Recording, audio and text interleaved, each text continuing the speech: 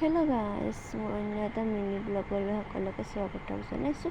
আজি ৰাতিপুৱাতে গা ধুই চাকি গছি দিলোঁ যাতে দিনটো সকলোৰে ভালে যায়।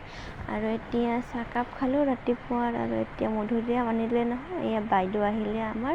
আৰু ইয়াত ধুনু বেটা। আৰু আজি যিহেতু ৰাখী বন্ধন, সেয়েহে বাক মই মাতিছিলোঁ ৰাখী পিন্ধাবলৈ। ধনুৰ ফাৰ্ষ্ট ৰাখী, সেয়েহে মিছ কৰিব নোৱাৰে। বা আহিলে বাবু কান্দিছে, ৰাখী পাতিলে এতিয়া ধুনুৱে চাই আছে। আৰু এয়া মিঠাই খুৱাই দিছোঁ বাবুক।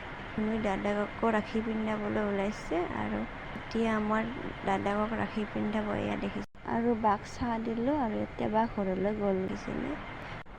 আৰু সন্ধিয়া টাইমত মই দেৱক মাতিলোঁ যে আহিবি, মই ৰাখী পিন্ধাম। আৰু সিও আহিলে। যিহেতু মোৰ নিজৰ ভাই নাই, বিয়াৰ পিছত শাহু শহুৰ সলনি মই এজন ভাইও পালোঁ, সেয়েহে মই বহুত লাকি। আৰু ইয়াক গিফ্ট আনিছে দেৱই। এইটো গিফ্ট নহয়, এইটো মৰম হয়। ধুনু চকলেট